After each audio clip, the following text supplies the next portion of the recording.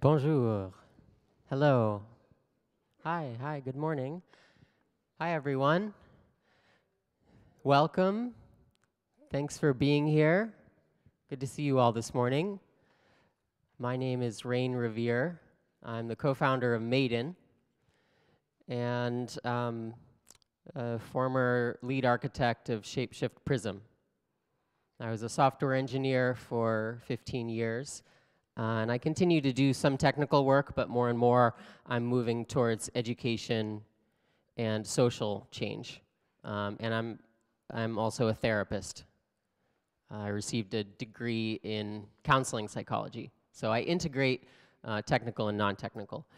I'm really happy to be here. I've been involved in blockchain and in the Ethereum community for a couple of years now, pretty intimately. And so I'm here to share some observations about culture of crypto investing, and of course this extends to the culture of blockchain as a whole, right? Because what we're creating aren't just technologies, right? We're creating a new society and new economy and all of the infrastructure that's around that, right? When the automobile was invented, it wasn't just creating a new vehicle, it was changing the infrastructure of society. And blockchain is at the same level. So I would just right off the bat claim that the social implications and the culture and everything related to the technology is important and has an effect on how the technology is integrated into society. So I invite you all to think about these throughout this talk about how the technology is in relationship with social behavior and social effects. And perhaps the first thing that comes to mind with the culture of crypto investing are some of the negative sorts of behaviors that we see out there. And this is going to be a big focus this morning, is on what is happening in the culture of blockchain and how is that affecting our community and how is that affecting people that are new to the space. Right? Most people I talk to in the blockchain community are really excited about the technology and what's possible, and really excited about new people coming in and onboarding and accelerating this technology. Well, what kind of community do we have to invite new people in? Now, when it comes to cryptocurrency investing, maybe someone hears about Bitcoin or Ethereum from a friend, understands that it's this digital currency. Maybe their first way in is through financial interest, wanting to invest. Maybe they go to an exchange and their friend tells them about an exchange that they can go to, and that's the entry point. And what do they see on an exchange? Well, they see the trading tools, and might be confusing to someone without a technical background or a financial background. What do they see socially? Well, not a whole lot. Maybe a getting started page that implies some relationship to new users. And maybe a chat box. Maybe there's an open chat box on the front page of this exchange. And whether it's called this explicitly or not, often these chat boxes have a culture of their own, and that culture can be quite rampant. And if any of you have experience with these chat boxes, what are they called? Troll box. So these chat boxes are often the first entryway for many people going onto an exchange socially, that this is the environment they're entering into. Now, in internet culture, a troll is someone who's intentionally provoking or intentionally I looked up the Wikipedia definition, and they said sowing discord. What a lovely phrase, sowing discord. Like they're planting little evil seeds that sprout into something malignant. But we're trying to grow a healthy garden. So what are these seeds that are being planted, and what's the behavior, the social behavior that causes that?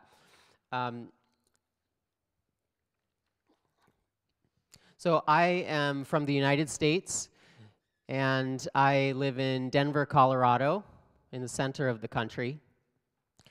And the last apartment I lived at was, it had a lake on one side, which was very nice, and there's some shops around there. And on the other side, it was a part of town that was very different, much seedier. And I take the bus. I use public transportation. I take the bus, and the bus stop is on the seedier side of where my apartment was. And the road to my apartment was even less lit than this photo. It was dark and not too long, maybe about 5 or 6 blocks. But I would get off the bus and I would walk down this road to my apartment. I'm a trans woman. I'm gender fluid, and I was born a boy and lived most of my life as a boy and as a man. And the feminine is something that, maybe we all have some relationship to. And for me, yeah, it was really freeing to be able to go outside the confines of the masculinity that I was raised in, and now it's a part of my identity. And so I would walk down this alley, and I'm going to go back to something. What's the advice that people give when it comes to dealing with trolls? Don't feed the trolls. What does that mean? That means ignore them, right? It does no good. It's just going to get you in this dynamic, this cycle of abuse. Just ignore them. That's the best thing to do. Okay, keep that in mind. So I would walk down here, and luckily I didn't, I didn't have anything. It was dark and all of that, but I made it home safely every night.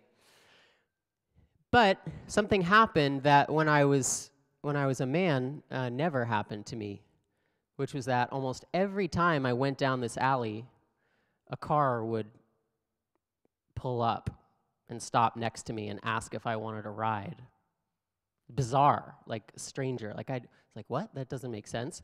Or someone would holler out at me, would call out as I'm walking, very far away, trying to get my attention. Hey, a complete stranger. And the first few times that this happened, as a good engineer, I was like, oh, well, let me talk to this person and figure out what they're looking for, and if it's not something that's reasonable, then I'm sure I can convince them that their approach is off, and maybe they can learn something from the experience. And so I did that a couple times, and much to my dismay, I found that it entangled me in a conversation that wasn't productive, and that I was interacting with someone in a very different way than they were interacting with me. I would say, no, I don't need a ride, thank you. And they would say, do you have a penis? That's not really a question you ask someone before you know their name. And it would go on that way. It would go on that way. This is my real life. This is like, like I was a man, and then suddenly I'm showing a different side of myself, and suddenly these people, like, where do they come from? I didn't know that they were around when I was a man, and now I walk down the street, and almost every time there's some man, stopping and interacting in this way. And so clearly it's really scary to have someone interact with you that way. There's a lot of men in this room, and I don't believe anybody in this room would do any kind of that behavior. And maybe as a man you haven't had that happen to you. But it's scary and it's uncomfortable. And after trying to have this rational conversation a couple times, I thought, wow, this is really, it actually gets scarier when I engage with people who aren't treating me as a person, who aren't relating to me respectfully, and in fact are egging me on or trying to get somewhere, or when I say no thank you, are saying, what, you don't want to come with me? You think there's something wrong? I'm just trying to be nice, just being friendly. So there's a real escalation. And so what I learned to do is I learned that I had to ignore, that I had to avoid. And what's sad about that for me is that it meant I also had to avoid people that maybe weren't dangerous and maybe did have good intentions. Someone just saying, hey, can I ask you something? Am I going to risk a dangerous interaction when I don't know? I learned that that didn't make sense. It wasn't rational to actually engage in that way because of the way that where it went. And so sadly, there were people that I'm sure had totally fine intentions, and I ignored them or walked away quickly, and maybe they were hurt by that, or maybe they thought, man, there's just someone else who just, thinks I'm some asshole, or thinks that I'm dangerous, it's so unfair, and they're right, it is unfair. And I learned that it came from a very rational kind of response, where it just didn't make sense for me to engage, and so I learned to ignore. And so that's the advice that we give people with trolls on the internet. They're just somebody to ignore, and that's life. And now I ask this question, well, how is that different from being a woman or being a trans woman and having people constantly harass you? Like, maybe there's something bigger going on. Maybe there's a bigger problem than just these are some errant behavior and we should just ignore them. And so if in real life there's some curiosity and there's some interest about why are there men out there doing this? Why are there a tiny population, a tiny percentage of men who are giving other men a bad name? Really giving other men a bad name, because almost all the men I meet are really kind and really respectful. And so what is the cultural phenomenon that's creating that? And why online, why offline do we say, wow, this really needs to change? We really need to, this needs to change, and there are people that are acting inappropriately, and that is not okay. Why do we put our foot down there, and then with online communities we say, just ignore. This is normal. This is just what happens. So most people don't have those negative intentions, and so I started with a more extreme example. Let's get more practical here. Most people have good intentions and even have developed thriving cultures within their communities. But maybe that culture is not inclusive to everyone. Maybe it's inadvertently leaving some people out. And so I was interested in this question of, as an engineer and being involved in online communities for so long, what are characteristics of offline communities that maybe aren't being thought of, or people aren't applying to online communities? What are qualities that we value and appreciate in offline communities? And what do offline communities do to create safe environments and create healthy environments? And how do they welcome people in? And so I thought about it, and one way I went to my local meditation center, and for the first time was curious about meditation, and they had an open house. So that's interesting. There's an open house. It's a special kind of event where newcomers can feel welcome and newcomers can, often there's food served. It doesn't happen in troll boxes that I know of. You don't have an open house. There's also, so what do we do online? Online, maybe there's a Slack channel, and in that Slack channel, maybe there's a special channel for newcomers. And so when someone comes along, we say, yes, go to the newcomer channel. Now imagine if you were visiting a local community, either in your professional life or personally, spiritual community or a hobby, and your first day, your first week there, they say, yeah, come on in. You're so welcome to be here. All of the regular members are here, and if you just go over to the separate room, I know there's not a lot of things going on there, and there's not a lot of people there. There's one other new person that came in today. Maybe you could connect, and that would help you feel comfortable.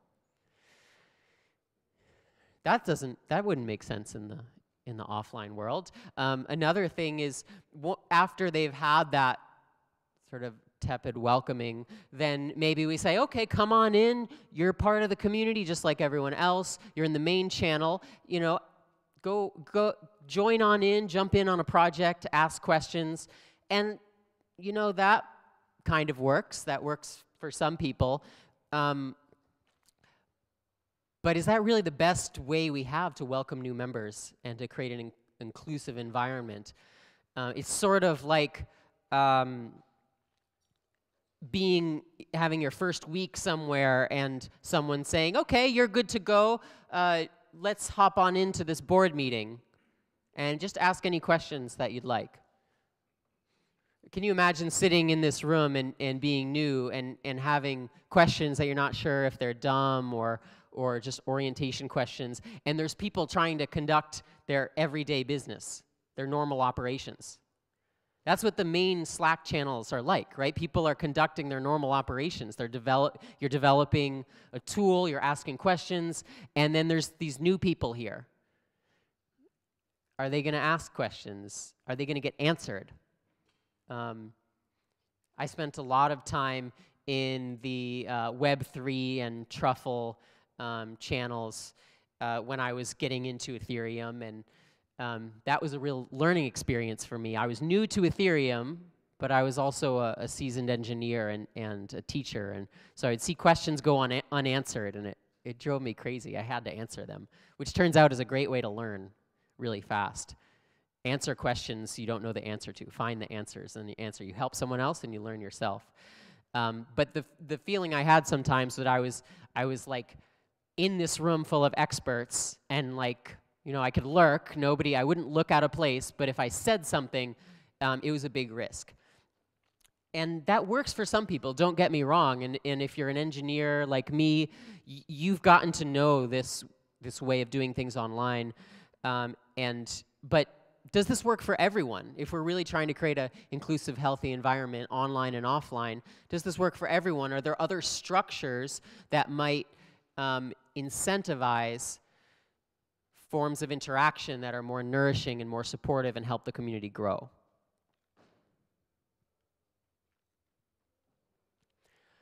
Another online behavior. Actually, maybe this is a good place to. Yeah, this is a good place. So, in this topic of welcoming new members to the community, and what the participation is like, and what the environment is like.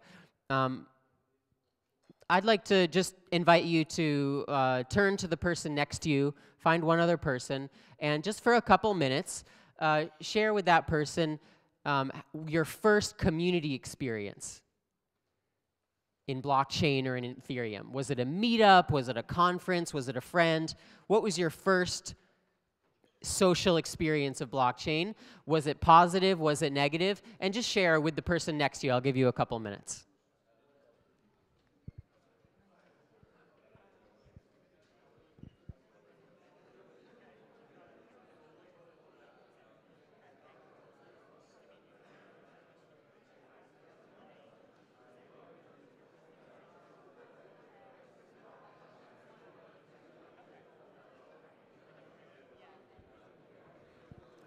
If you're sitting alone, look for someone else who's sitting alone. They might be shy, and you could just be friendly and say, hey, do you want to talk?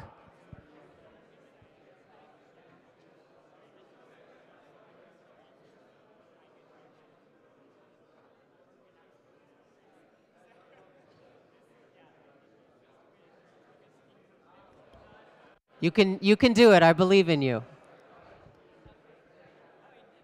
You have time.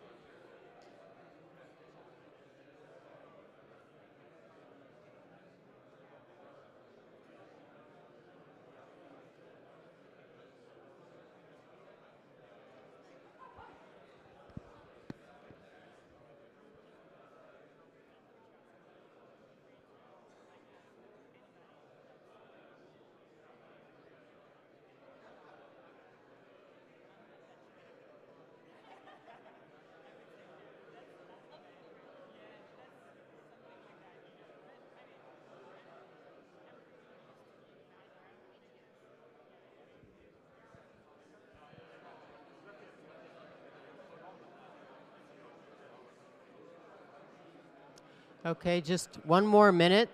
Take one more minute. And if you've been just talking about stuff, maybe try to talk about the feeling. What was the atmosphere like? How were you treated in that initial community?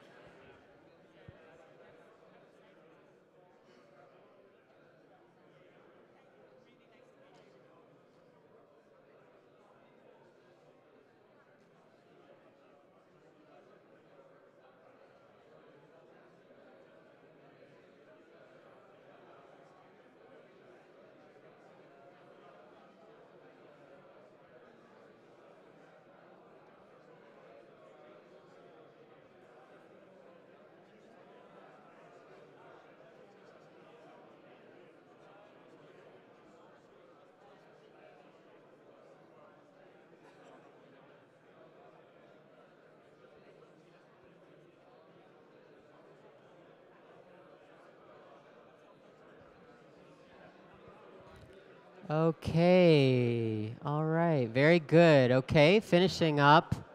Find a place to stop. We'll come back together.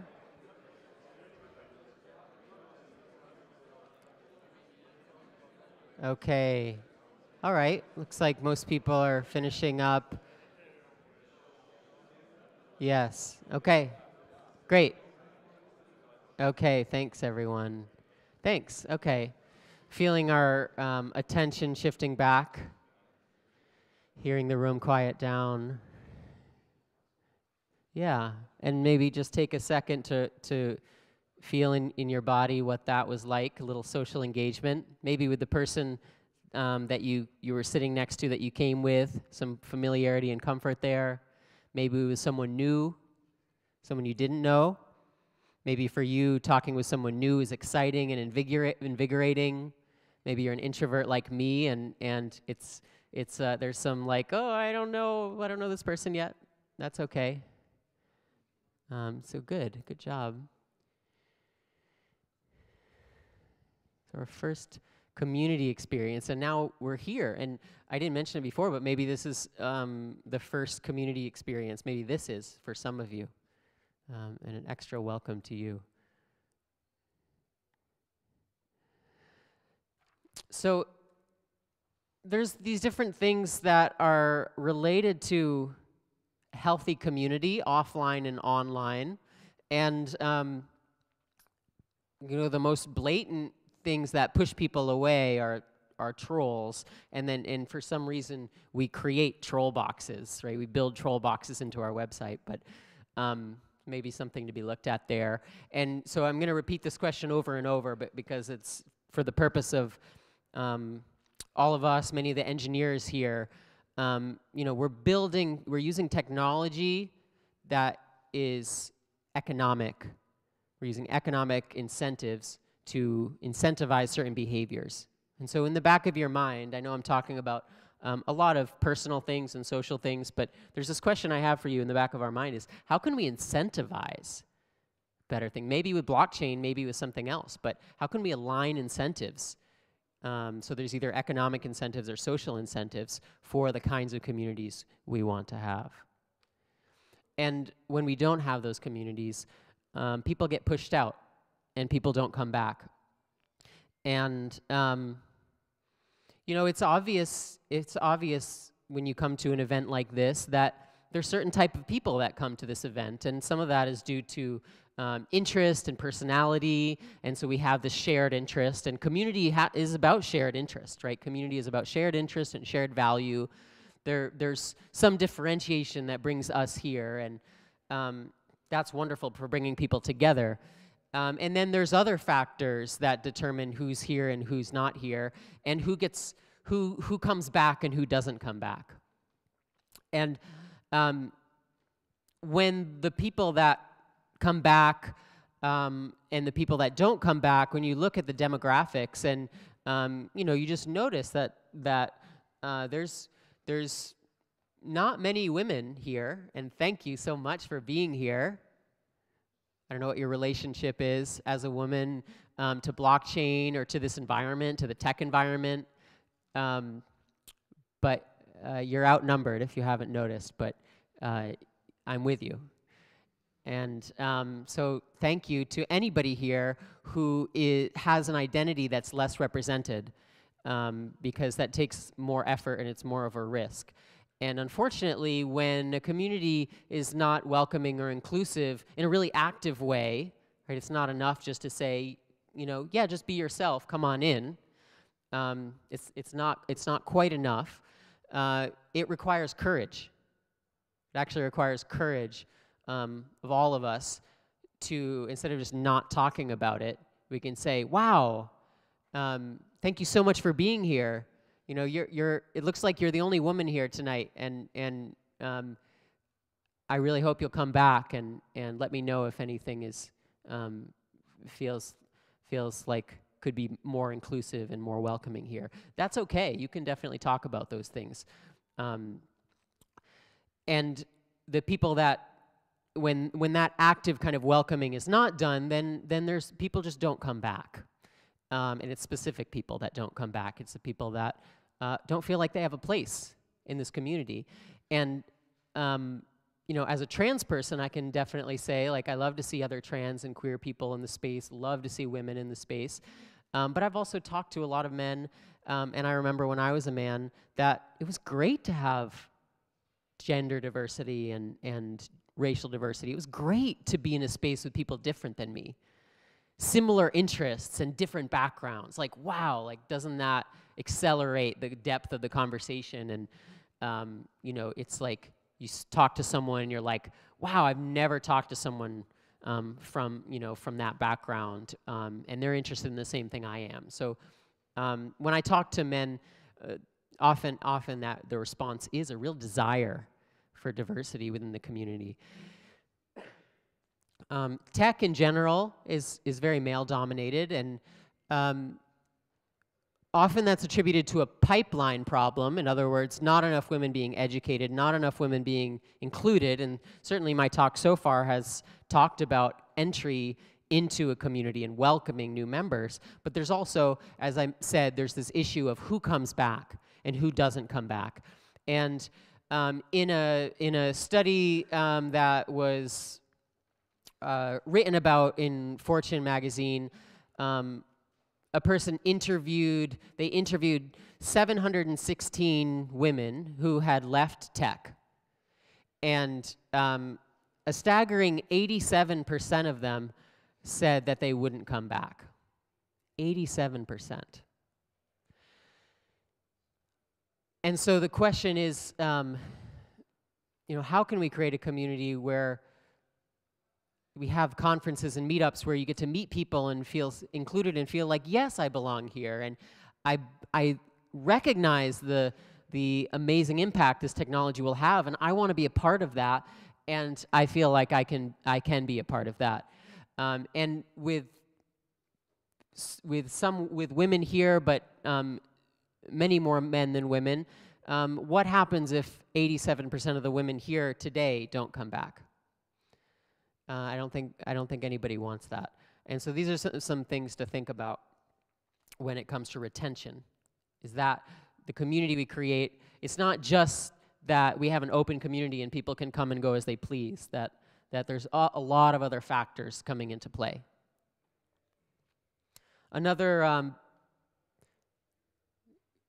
protocol, if you will, in online communities is having moderators, right? If you have these trolls, like, let's have a volunteer who can come in and either talk with someone and let them know, hey, that language is not appropriate here, or we are we require an inclusive environment, and at worst, people who are violating those norms, those rules, can be banned from a community. And so a moderator is respected and elevated into this position where they have some additional power.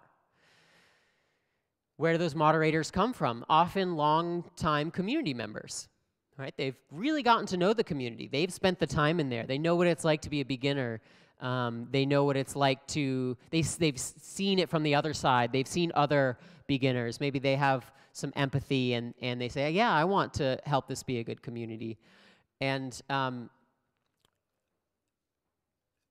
the moderator role can be that community-oriented encouragement, but it also has this element of punishment, like you're judging, that you judge people acceptable behavior and not. And for some reason, this norm, this protocol of a moderator is like kind of like the beginning and end of the discussion about how we regulate behavior in online communities. Like, we just get a moderator. Like there's nothing more interesting involved in that. And since we're asking this question of how do we incentivize healthy behavior, is a moderator a healthy way to incentivize that? Are there more decentralized approaches? What is the balance between a decentralized and a centralized approach to fostering healthy community? And this moderator role, let's think about that for a second. They have some additional power. They were maybe recommended to that position of moderator by their peers. They have a lot of experience. They take on some responsibility to care for their community. What does that sound like in the offline world? To me, it sounds like leaders. It sounds like people who are stepping into a position of power with real care for the community and making some decisions on behalf of people and to protect people. But online, we call them moderators. And so I want to pose a question to you all and to the blockchain community at large. What's our relationship with leadership in blockchain? In a community focused around decentralizing the economy and society, something that's inherently centralized like leadership, what's our relationship with that? Some ideas, yeah? Yeah, we can reject leadership completely. we'll do a little experiment in here and kind of see about that. Um, or maybe there's checks and balances that can be used now that we have this decentralized technology to ensure that leadership doesn't abuse their power and that centralized power. But I wonder why our community and online communities don't talk about leadership. If we want to have a completely flat kind of no hierarchy, is that what everyone wants?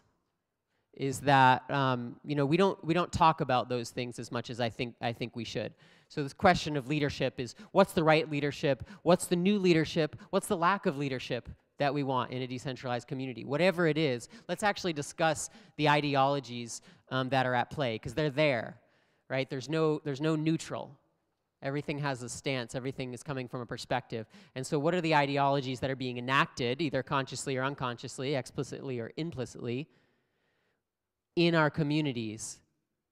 And which of those ideologies are going to help the technology have the impact we want it to have? Because if we don't pay attention to ideology and we don't pay attention to social implications, the technology might not have the intended effect.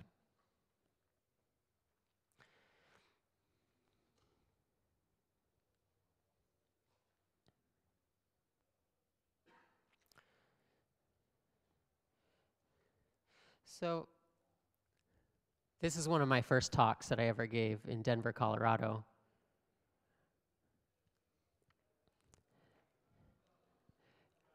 And it's, I just want to show you some real faces of people that are in the community in Colorado in the United States. And now you can look at them, with an eye. Do you see yourself in these people? Do you see your friends in these people? Who do you want to come back? That talk in Denver was, almost a year ago now. Are 87% of the women that were there, are they gone from blockchain? So some questions about the kinds of communities that we're fostering and where people are going. And so let's do another experiential, and this will kind of conclude my talk about culture and trolls and moderators and leaders and my own personal experience with all of that. Being an engineer, becoming a therapist, being a man, becoming a woman. I appreciate your engagement around these issues. So on this topic of leadership, I think there's maybe some different opinions, maybe some different thoughts about leadership, what it is, if it's needed, if it's not needed. Let's talk about that. Let's have a discussion with some people around us. And we'll do this in a couple different stages. So just pay attention, and because there'll be some instructions to pay attention to as we go. But to start with, another prompt. This time, it'll take a little more coordinating because I'd like people to get together in groups of 3 or 4. You could get together in groups of 3 or 4, and I'll give the prompt right away before you go coordinate that, which is just talk about this question of leadership. What does everybody in the group think about good leadership, or is it good, and how do you have leadership in a decentralized community? So find 2 or 3 other people, groups of 3 or 4, maybe with some people that you don't know, and you can join together and just have a talk, and I'll give you a few minutes to do that.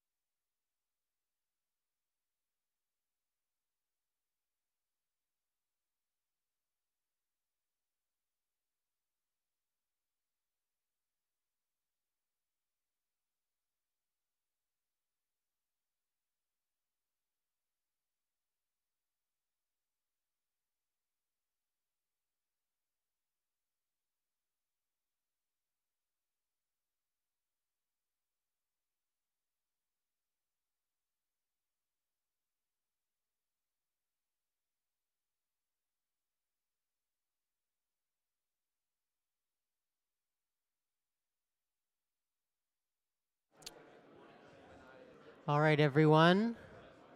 All right. If I could just get your attention, you'll get to continue. So we're just going to pause right now. I'll use an old trick. If you can hear me, clap once. If you can hear that, clap twice. Only 2 claps. You guys are good.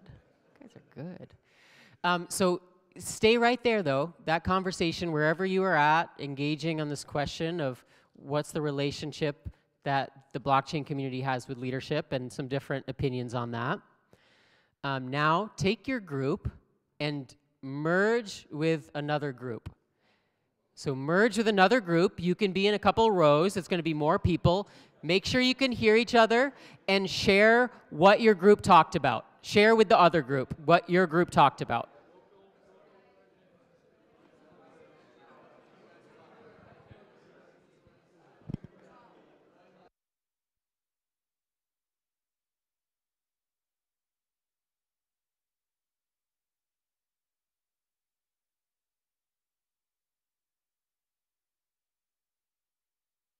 If you weren't part of a group, you can sit on your own. That's fine.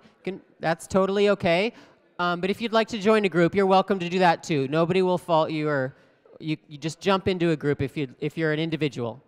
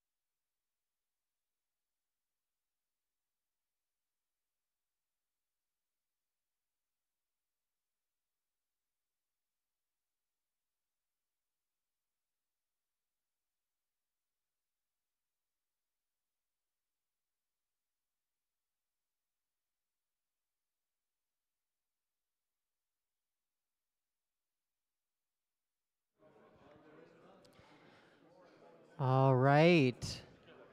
All right, everyone. Let's just pause. Some good conversations going. If I could get your attention. 1 clap if you hear me. 2 claps if you hear me. You guys are great. Okay, so some conversations happening. So this next one, things are going to get crazy now. This instruction is a little different, but we're going to take the same step. There's about 64 people in the room. If you're good at binary math like me, we started at about 2 squared, and we're going about 2 to the 6th, so I could do this 4 more times if I wanted. So you're going to take your group, and you're going to join with another group. Okay? And this time, when you join with the other group, we're going to switch from content to process. So this time, when you join with the other group, what you're going to comment on is what leadership qualities did you observe in the group you're in now, or not? What leadership or lack of leadership was occurring in your sharing? And share that with the larger group. Go ahead.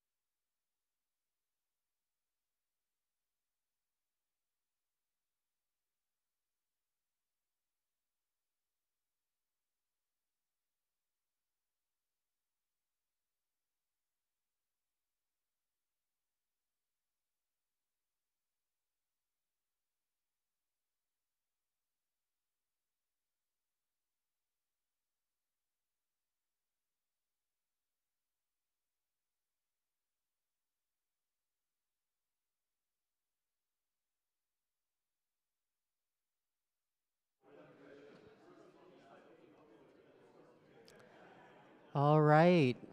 See if we can find a place to just pause. This isn't the end, so just a pause and coming back. Clap once if you can hear me. Clap twice if you can hear me. Oh, got to clap 3 times if you can hear me. Okay. Wonderful.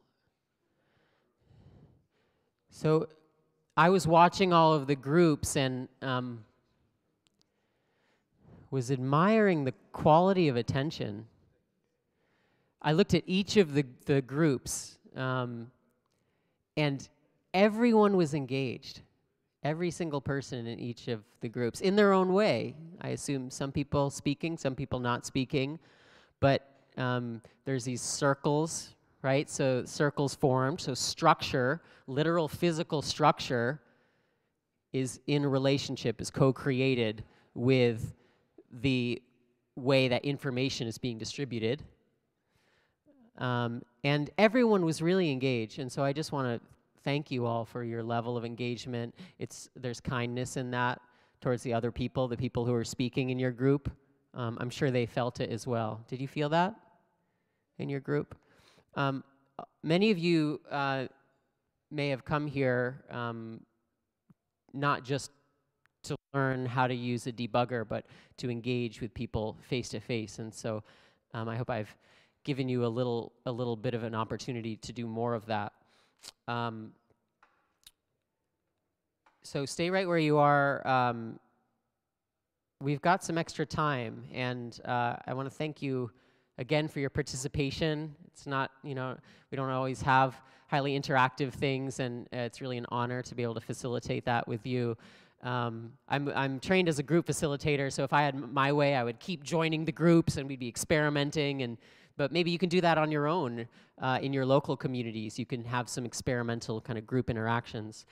But if there's 2 takeaways that you might have going from this talk and experience, are just 2 questions that I've already posed.